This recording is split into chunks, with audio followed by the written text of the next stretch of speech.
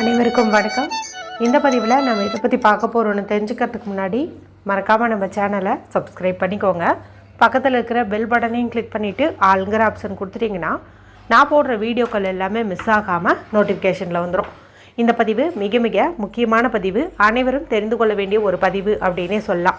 எதை பற்றிய பதிவு அப்படின்னு பார்த்திங்கன்னா, இன்று ஜனவரி மாதத்தின் 7ஆம் தேதி, மார்கழி மாதத்தின் 23ஆம் தேதி, நிறைஞ்ச புதன்கிழமைங்கிறது மகாவிஷ்ணுவுடைய வழிபாட்டுக்கும் அவங்களை அதிபதியாக கொண்ட புதன் பகவான் வழிபாட்டுக்கும் ஏற்ற ஒரு நாளாக கருதப்படுது. இந்த நாளில் நம்ம ஒரு சில வழிபாட்டு முறைகள் மற்றும் பரிகாரங்கள் செய்யும்போது வீடு மனை சம்மந்தப்பட்டதில் ஏதாவது பிரச்சனைகள் இருக்குது, நிலம் வைக்க முடியாமல் கஷ்டப்படுறோம், இல்லை வீடு வாங்குறதுல ஏதாவது ஒரு சிக்கல் இருக்குது அப்படிங்கும்போது அது எல்லாமே நீங்கும். அது மட்டும் இல்லாமல் குழந்தைங்க சரியாக படிக்க மாட்டேங்கிறாங்க, நல்லா மனப்பாடம் செய்ய முடிய மாட்டேங்குது, மெமரி பவர் இல்லை அப்படிங்கும்போது அந்த மாதிரி பிரச்சனைகளும் நீங்கி நல்ல ஒரு மார்க் வாங்கக்கூடிய ஒரு மென்டல் பவர் அதிகரிக்கும் அப்படின்னு சொல்லலாம். அடுத்து இந்த நாள் நமக்கு மார்கழி மாதத்திற்குண்டான தேய்பிறை பஞ்சமி திதியானது தொடங்குதுங்க. இந்த தேய்பிறை பஞ்சமி அப்படிங்கிறது வாராகி அம்மன் வழிபாட்டிற்கு உரிய ஒரு திதியாக கருதப்படுது. இந்த நாளில் நம்மளுடைய கஷ்டம் தீரவும், நோய் தீரவும், வழக்குகள் ஏதாவது இருக்குது, கோர்ட் கேஸ் விஷயம் இருக்குது அப்படிங்கும்போது அதில் உங்களுக்கு சாதகமாக ரிசல்ட் வருவதற்கும் இந்த ஒரு வழிபாடும் இந்த திதியும் உங்களுக்கு உதவும் அப்படின்னே சொல்லலாம். இந்த பஞ்சமி திதி எப்போ தொடங்குது அப்படின்னு பார்த்திங்கன்னா, இன்று காலை 11:36 அப்படிங்கும்போதே தொடங்கிடுதுங்க. இது நமக்கு நாளை காலை 11:23 வரைக்கும் இருக்குது.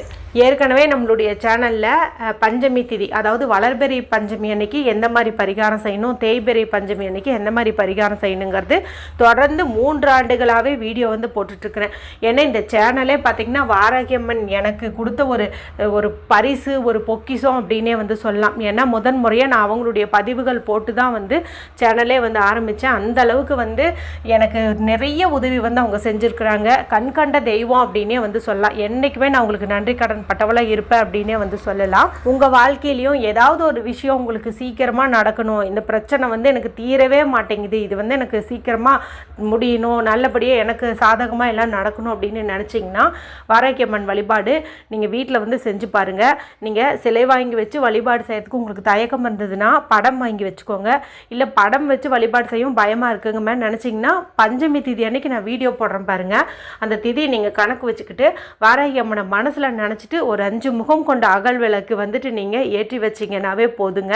அவங்க மனம் குளிர்ந்து உங்களை ஆசீர்வதிப்பாங்க. ஏற்கனவே இந்த நாளில் கற்பூரவள்ளி இலையை வச்சு 2 விதமான பரிகாரம் ஒரே வீடியோலே நேற்று போட்டிருந்தேங்க. ஒன்று பார்த்திங்கன்னா நிலைவாசலில் செய்கிற மாதிரி இருக்கும், இன்னொன்று ஆஸ் யூஷுவலாக தேய்பிறை பஞ்சமி அன்னைக்கு எந்த மாதிரி செய்வோமோ அது மாதிரி இருக்கும்.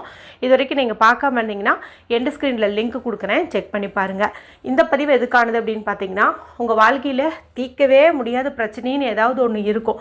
எவ்வளவோ ட்ரை பண்ணிட்டேன், எனக்கு பலனே கிடைக்கல அப்படிங்கிற மாதிரி இருக்கும் இல்லையா? அந்த மாதிரி ஒரு பிரச்சனை தீர்வதற்கு இப்போ நான் சொல்லக்கூடிய இந்த ஒரு பரிகாரத்தை நீங்கள் செஞ்சீங்கன்னா போதும். கண்டிப்பாக உங்களுக்கு என்னால் விவரிக்கவே முடியல, அவ்வளவு உறுதியாக உங்களுக்கு ரிசல்ட் கிடைச்சே தீரும் அப்படின்னே சொல்லலாம். நம்பி பண்ணுங்கள், கண்டிப்பாக உங்களுக்கு ரிசல்ட் கிடைக்கும். சரி, அது என்ன அப்படின்னு பார்த்திங்கன்னா, இன்றைக்கி நமக்கு பஞ்சமி திதி காலை 11:36 தொடங்குதுன்னு சொன்னேன் இல்லையா? இப்போ நான் சொல்லக்கூடிய இந்த ஒரு பரிகாரத்தை நீங்கள் மாலை 5 மணியிலேருந்து இரவு 9 மணிக்குள்ளே செய்கிற மாதிரி இருக்கும். இதை சுத்தமாக இருக்கிற பெண்கள் மட்டும்தான் செய்கிற மாதிரி இருக்கும். பீரியட்ஸில் இருக்கும்போதோ அசைவம் சாப்பிட்ருக்கும் போது இதை செய்யக்கூடாது. இப்போ வாராகி அம்மன் வழிபாட்டை பொறுத்த வரைக்கும் தேங்காய் தீபம் அப்படிங்கிறது ரொம்ப ரொம்ப பிரசித்தி பெற்றது. 100% பலனை உடனடியாக கொடுக்கக்கூடியது அப்படின்னே சொல்லலாம். ஏற்கனவே நம்மளுடைய சேனலில் இந்த பரிகாரம் குறித்து 2 ஆண்டுக்கு முன்னாடி தெளிவான விளக்கத்தோட வீடியோ போட்டிருந்தேன். எத்தனை பேர் அதை பார்த்துருப்பீங்க அப்படின்னு தெரியல. ஆனால் உங்களுக்கு இந்த மாதிரி ஒரு கோரிக்கை இருக்குது, எனக்கு சீக்கிரம் தீரணும், ஒரு 5 நாளில் தீரணும், 10 நாளில் தீரணுங்கும் போது இந்த ஒரு வழிபாட்டு முறை உங்களுக்கு நிச்சயம் பலனை கொடுக்கும். இதை நீங்கள் ஒவ்வொரு தேய்பிறை பஞ்சமி நாள்லேயும் செஞ்சுட்டு வரலாம். இப்போது நடுவில் ஒரு பஞ்சமி அன்னைக்கு நீங்கள் பீரியட்ஸ் ஆகிட்டீங்கும்போது அந்த பஞ்சமியை நீங்கள் ஸ்கிப் பண்ணிவிட்டு அதுக்கடுத்த பஞ்சமி நீங்கள் கணக்கு வச்சுக்கலாம். இப்போ படம் வச்சுருந்தீங்கன்னா படத்தை நீங்கள் தூய்மைப்படுத்திட்டு சந்தன குங்குமம் 5ங்கிற எண்ணிக்கையில் இட்டுக்கோங்க. சிலை வச்சுருந்தீங்கன்னா 5 பொருட்களால் அபிஷேகம் பண்ணுங்கள். சிவப்பு நிற மலர்கள் அன்னைக்கு மிக மிக பிடிக்கும். அதனால் செவ்வரளி, செம்பருத்தி இந்த மாதிரி பூக்களால் அலங்காரம் செஞ்சுக்கோங்க. நிவேதனம் மண்ணுக்கடியில் விளையக்கூடிய கிழங்கு வகைகள், சக்கரவள்ளி கிழங்கு, உருளைக்கிழங்கு, கேரட்டு, முள்ளங்கி இந்த மாதிரி எது வேணாலும் நீங்கள் வைக்கலாம். இல்லைன்னா பானகம் கூட நீங்கள் வச்சு வழிபாடு செய்யலாம். நான் முன்னாடியே சொன்ன மாதிரி பஞ்சமி திதி அன்னைக்கு 5 தனித்தனி அகல் விளக்கோ அல்லது 5 முகம் கொண்ட அகல் விளக்கோ ஏற்றுவது சிறப்பு. அந்த 5 ஏற்றுறீங்கன்னு வச்சுக்கோங்களேன், அதில் 1வது நெய் விளக்காக ஏற்றுங்க. இல்லைன்னா 5 முகம் கொண்ட அகல் விளக்கு ஏற்றவங்க நல்லெண்ணெய் ஊற்றிட்டு அது ஒரு 2 சொட்டாவது நெய் வந்து ஊற்றிக்கோங்க. இப்போ இந்த தீபத்தை ஏற்றி வச்சுடுங்க. ஓம் வாராகி தாயே போற்றி, ஓம் வாராகி அன்னையே போற்றி அப்படிங்கிற மந்திரத்தை 27 முறை அல்லது 108 முறை சொல்லலாம். அதே போல் வாராகி அம்மனுடைய காயத்ரி மந்திரம் இருக்குது, அதே நான் சொல்கிறேன், டிஸ்கிரிப்ஷனில் கொடுக்குறேன். அதை கூட நீங்கள் 27 முறை அல்லது 108 முறை வந்து சொல்லலாம். ஓம் ஷியாமலாயை வித்மகே ஹலஹஸ்தாயை தீமகி தன்னோ வாராகி பிரசோதயாத், இதை வந்து நீங்கள் சொல்லலாம். இல்லைன்னா வாராகி அம்மனுடைய 12 திருநாமங்கள் வந்து இருக்குது, அதை கூட நீங்கள் சொல்லலாம். அதே போல் மஞ்சளாலையும் குங்குமத்தாலையும் அர்ச்சனை பண்ணுறது சிறப்பு.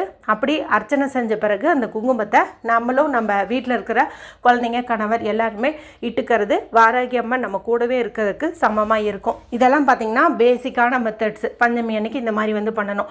நான் சொல்லக்கூடிய இந்த விசேஷ தீபம் வந்து நீங்கள் 5 பஞ்சமிக்கு வந்து ஏற்றுங்க. அதுவும் தேய்பிறை பஞ்சமியில் ஏற்றுவது சிறப்பு. ஒரு வாழையிலையோ அல்லது இந்த பாக்கு மர தட்டு இருக்குது பாருங்கள், அந்த மாதிரி ஏதாவது ஒன்று நீங்கள் வாங்கிக்கோங்க. அதில் ஒரு கைப்பிடி அளவுக்கு பச்சரிசி வந்து பரப்பி வச்சுக்கோங்க.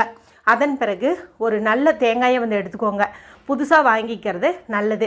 அதை தண்ணீரில் கழுவிட்டு சரிபாதியாக வந்து உடச்சிக்கோங்க. அதனுடைய குளுமை பகுதியை வந்துட்டு நீக்கிடுங்க. இந்த தேங்காய் தண்ணி இருக்குது இல்லையா, அதை வந்து நம்ம குடிக்கக்கூடாது. அதை அப்படியே வந்து கீழே விட்டுருங்க. இல்லைன்னா தீர்த்தம் வைக்கிற மாதிரி இருந்துச்சுன்னா தீர்த்தத்துக்குன்ட்டு இதை வந்து நீங்கள் பயன்படுத்திக்கலாம். நல்லா வந்து ஒரு கிளாத்து வச்சு தொடச்சி எடுத்துட்டு அந்த தேங்காயினுடைய அந்த மேற்புறம், அதாவது அந்த ஓடும் அந்த வெள்ளையான பகுதியும் தெரியுது இல்லையா, அங்கே அகல் விளக்குக்கு எப்படி நம்ம சுற்றியும் பொட்டு வைப்போமோ அதே மாதிரி 5 மஞ்சளும் 5 குங்குமமாகவும் நீங்கள் வச்சுருங்க. 2 மூடிக்கும் வச்சுக்கோங்க. அடுத்தது சிவப்பு நிற பஞ்சுத்திரியும் நீங்கள் பயன்படுத்தலாம், அல்லது வெள்ளை நிற பஞ்சுத்திரியும் வந்துட்டு பயன்படுத்தலாம். அது நம்மளுடைய விருப்பம்தான். இப்போ கடன் பிரச்சனை அதிகமாக இருக்குதுங்கும் போது நீங்கள் சிவப்பு நிற பஞ்சுத்திரியை யூஸ் பண்ணுறது சிறப்பு. இப்போ நீங்கள் அந்த மாதிரி 2 திரியாக வந்து எடுத்துக்கோங்க. அடுத்து நல்லெண்ணெய் வந்து ஊற்றிக்கோங்க. சரிங்களா, அந்த ஒரு 3/4 பங்குக்காவது நல்லெண்ணெய் வந்து ஊற்றிக்கோங்க. இந்த விளக்கு ஒரு 1 மணி நேரம் எரியற மாதிரி இருந்துச்சுன்னா கூட நமக்கு போதும் தான். சரிங்களா, ஒரு 1/4 பங்கு 1/2 பங்கு இந்த மாதிரி கூட நீங்கள் நல்லெண்ணெய் வந்து ஊற்றிக்கலாம். இப்போ நல்லா திரியை டிப் பண்ணி எடுத்துகிட்டு இந்த தீபம் வந்து வாராகி அம்மனை பார்த்த மாதிரி வந்துட்டு நீங்கள் ஏற்றி வைங்க. இப்போ வாராகி அம்மன் படம் இல்லை அப்படிங்கிறவங்க கிழக்கு பார்த்த மாதிரி நீங்கள் ஏற்றி வச்சுடுங்க.